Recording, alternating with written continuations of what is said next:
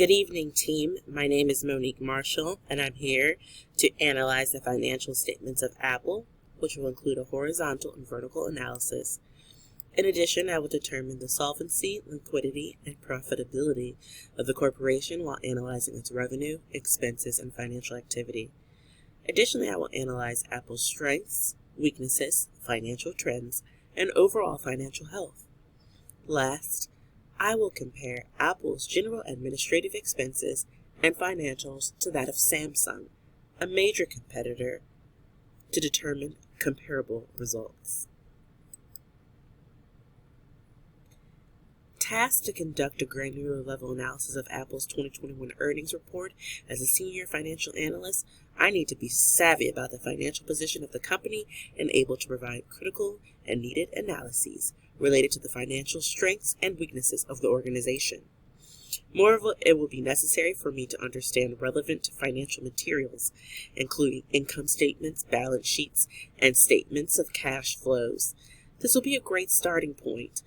In review of Apple's 2021 financials utilizing the 10-K filings, I was able to determine what Apple owns, how much money they owe, along with what money is left for shareholders once all of the obligations by Apple have been fulfilled. Apple is considered to be one of the largest and most dominant technology companies in the world. Apple's 2021 quarterly and annual earnings were solid and demonstrated consistent performance quarter over quarter and year over year. The popular and easy-to-use iOS platform designed and deployed by Apple has been a catalyst to their consistent success and is indicated by their favorable earnings statements. Accordingly, Apple's combined assets exceed $351 billion, with $287.91 billion in total liabilities. Furthermore, they have a solid $63.09 billion in equity for shareholders. These are solid numbers highlighting Apple's financial performance, which is signified by a strong current ratio of 1.07.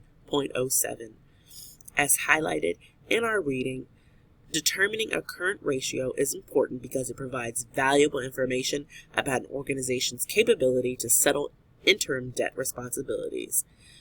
As such, I analyzed Apple's existing assets and compared them to the existing liabilities to determine the current ratio. Also equally important in my in-depth analysis of Apple's financial documents is the evaluation of the ratios for its debt to debt equity. To determine how they fared in this category, I looked at the historical trends during the past several years. Apple ratios in this instance have continued to climb, indicating that it has taken on additional debts to subsidize share buybacks, increase dividends, and grow. The solvency ratio for Apple is another key metric that determines Apple's ability to pay interest on its current financial obligations. They scored 70 out of 100, which factors in how much cash Apple has on hand compared to its debt. As highlighted in our reading, evaluating the solvency ratios to include debt to equity liabilities to equity on balance sheet helps to differentiate between debt requiring interest versus accounts payable, which is considered to be interest-free. By reviewing the 2021 income statements of Apple, it demonstrates that they have a dominant cash position, including cash equivalents, which total $34.94 billion. Also, it's important to illustrate Apple's liquidity of $27.79 billion, which is signified by its marketable securities. This is relevant because the quick ratio numbers determine Apple's ability to convert existing assets to cash if needed quickly. Also, this ratio only factors in cash equivalents, accounts receivable, and marketable securities. Apple does major partnerships and key business transactions with seller companies because its iOS products are deployed on the major wireless networks. In addition, the products are sold to authorized retailers, wholesalers, and government and education. As such, Apple's receivables comprise $26.28 billion. Apple has insurance to help mitigate its exposure to risk. It's important to take a deeper dive as it relates to Apple total liabilities, which comprise commercial, paper, and accounts payable. In fact, in September 2021, this figure total was $125.48 billion, and $54.76 billion in accounts payable.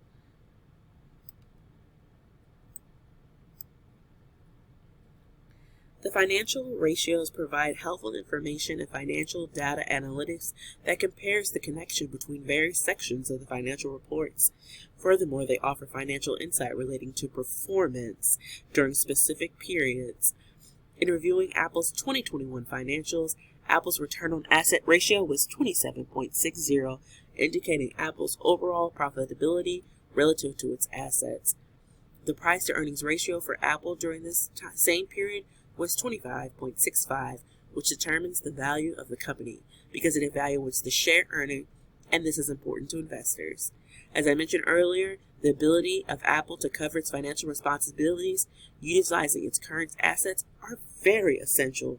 These include a 0.50 cash ratio, a 1.02 quick ratio, and a 1.07 current ratio in Q4 of 2021.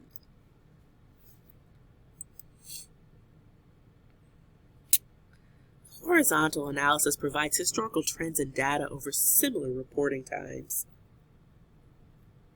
For example, evaluating Apple's balance sheet in September 2021 as the comparison year and analyzing the data in September 2022 as the base year. As indicated in the financial statements on the next slide for Apple, horizontal analysis can provide detailed segmented information about the company, indicating future predictions. Conversely, a vertical analysis evaluates individual line item details as a percentage, highlighting key financial changes reporting figures. For example, net sales would be the baseline on an income statement. I've included Apple's financial information in the next slide, indicating a horizontal and vertical illustration. These are the horizontal and vertical illustration showing condensed consolidated statements of operations for Apple, which include cash flow and balance sheets. Comparative company.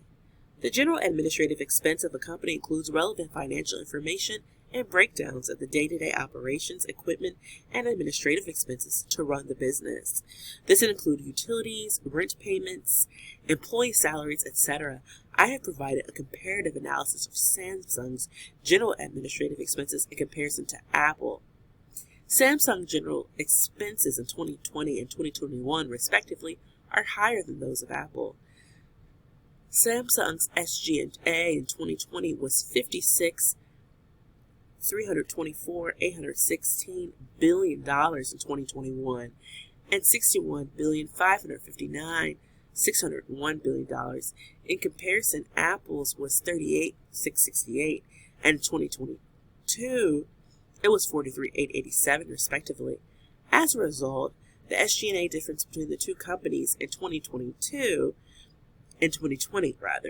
is $17,659,816.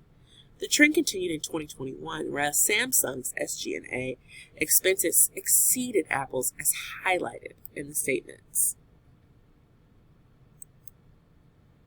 Conclusion. Apple is financially sound and has continued to dominate the marketplace as a fierce, innovative, and competitive technology leader. As signified in the aforementioned financial statements, Apple is financially sound, has continued to dominate the marketplace as a fierce, innovative leader and a fierce technology leader. Apple's easy-to-deploy mobile applications, wireless solutions, seamless device integrations, and branding make them a preferred go-to resource when shopping for the latest laptop, smartphone, or tablet. Furthermore, its vast product portfolio includes accessories and smart payment options, to name a few, making it a trusted market leader and notable brand around the globe. People buy from whom they like, and the overall revenue for Apple's primary products and activities is reflected in 1.8 billion devices sold. This equates to $378.35 billion in reported revenues, which is an increase from the previous year in 2020 at $294.1 billion, which equates to $15.75 billion in additional revenue being generated year over year. Its financial strength is highlighted by its performance, and many of the pandemic supply chain issues have been rectified for Apple. As such, there's ample product availability and inventory. Moreover, Apple continues to pique consumers' interests and curiosities by staying current and relevant. Also, because they continue to innovate results in a positive upward trend for increased market penetration and market share, yielding strong sales profits and revenues, thus majorly contributing to its overall bottom line.